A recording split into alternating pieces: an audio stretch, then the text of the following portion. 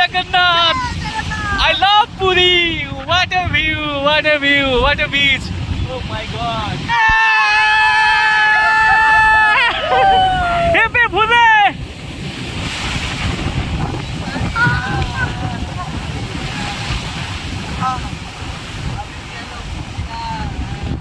তোমার তো সানরাইজ হচ্ছে ওইদিকে।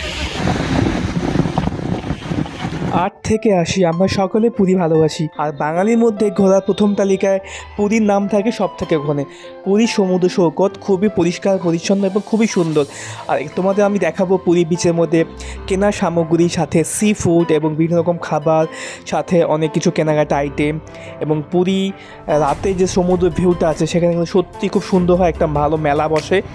আর রাতে সেই সমুদ্র বীচটা এত সুন্দর, শান্ত পরিবেশ, সত্যি খুব ভালো লাগে। তো আসলে তোমাদের ব্লগটি ভালো লাগবে, সবাই একটু সাবস্ক্রাইব করে দেখো, লাইক শেয়ার করো। কাকা ছিল পালাই গেল গাইস, কাকা ছিল, লাল কাকা ছিল পালাই গেল, এখানে ঢুকে গেল ভিতরে। এই দেখো এই গর্ত ছিল, ঢুকে গেল লাল কাকা। পাকাও পাকাও পাকাও।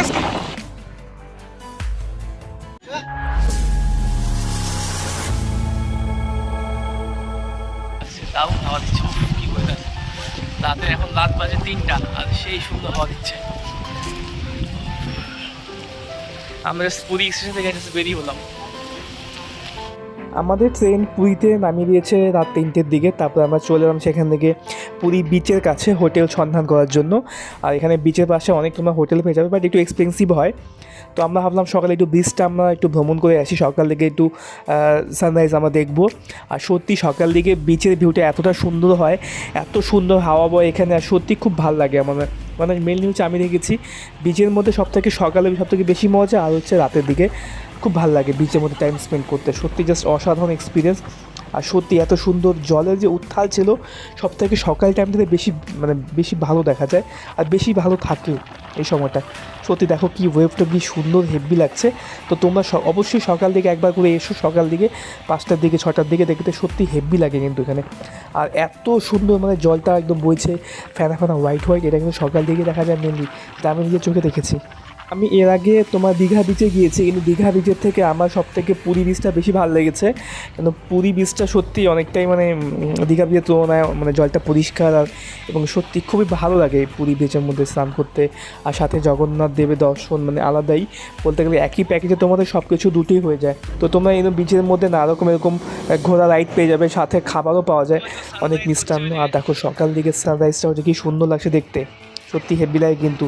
তো তোমরা চাইলে অবশ্যই কিন্তু সানরাইজটা অবশ্যই দেখো, সত্যি খুব ভালো লাগবে তোমাদের। আমি সবাইকে এটাই বলবো, যখন কেউ বিচে নামবে বেশি কেউ মানে গভীরে ভেতর দিকে যেও না, সামনেই করো। কেননা জলের অনেকটা কিন্তু মানে জলের যা মানে উত্থাল থাকে না, অনেকটাই কিন্তু বেশি, মানে কখন কী হয়ে যায় কোনো গ্যারান্টি নেই। তার জন্য তোমরা চেষ্টা করবে সবাই একটু মানে পাড়ের দিকে থাকার চেষ্টা করবে, হচ্ছে সবথেকে বেশি ভালো।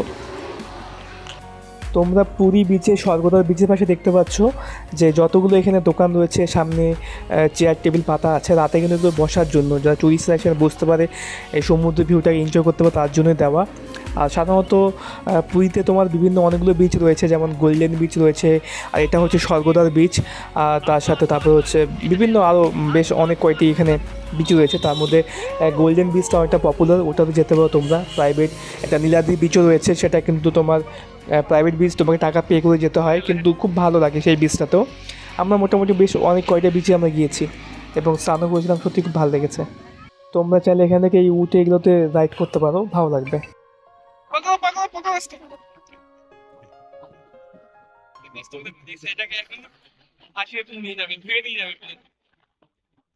দেখো আমরা কী পেয়েছি, এরকম ঝিনুক, এরকম কিন্তু সমুদ্র পাড়ে কিন্তু অনেক পাওয়া যায়, সত্যি খুব ভালো লাগে। এগুলো কুড়িয়ে কিন্তু মানে এগুলো দিয়ে অনেক কিছু কিন্তু বানানো যাবে।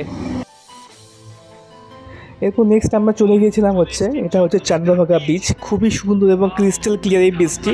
এটা রামাচণ্ডী টেম্পলের কাছে, মানে পুরী পার করে কিছুটা দূরে আসতে হয়। এটা কিন্তু সব লোক এখানে, অনেকেই কম লোক এখানে আসে। আর এই বিচের মধ্যে কিন্তু স্নান করা অ্যালাউ নেই, কেন বিচের মধ্যে এখানে বালিগুলো রেতগুলো খুবই দলদল রয়েছে।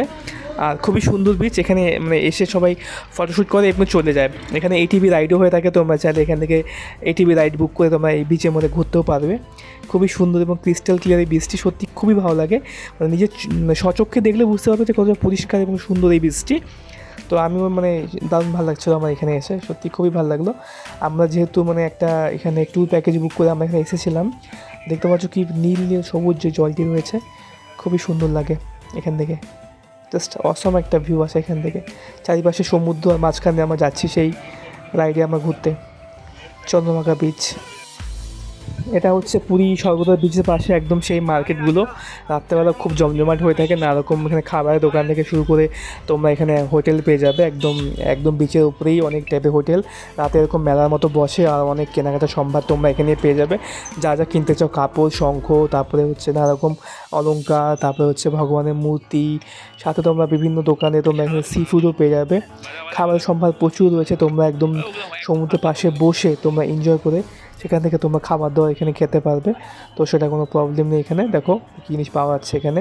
এখানে তোমরা জগন্নাথ দেবের মূর্তি এবং নানা রকম স্টিকার এবং অনেক শৌখিন খাবার আমরা এগুলো নিয়েছিলাম ফ্রাই। রাতের দিকে কিন্তু ভালো লাগে, দেখো কী সুন্দর বানিয়েছে এই ডিজাইনটি, মানে এটা কিন্তু একদম স্যান্ড আর্ট যাকে বলে, স্যান্ড আর্ট করেছে, খুবই ভালো লাগে। রাতে কিন্তু অনেক কারুকার্য অনেকে অনেক কিছু এখানে করে থাকে।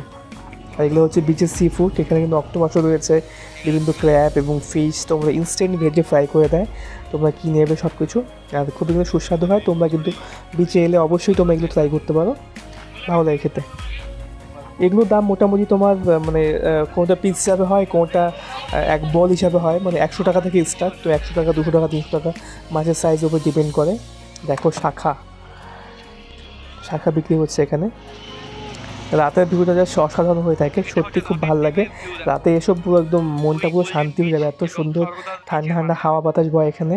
আর রাতে উঠে রাইডও হয়ে থাকে, একদম বিচের পাশে একদম মেলার মতো বসে অনেক লোকের সম্ভার, আর খুব সুন্দর ঠান্ডা ঠান্ডা হাওয়া বাতাস বয় এখানে।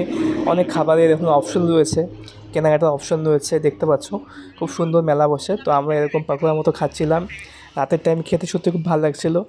আর বাইরে কিন্তু বসার জন্য এরকম নানারকম মানে চেয়ার টাইপের করা থাকে, তোমরা দেখতে পাবে ভিডিওতে, সত্যি বসে খেতে খেতে খুব ভালোই লাগে কিন্তু। তো একটা অসম এক্সপিরিয়েন্স, সত্যি খুব ভালো।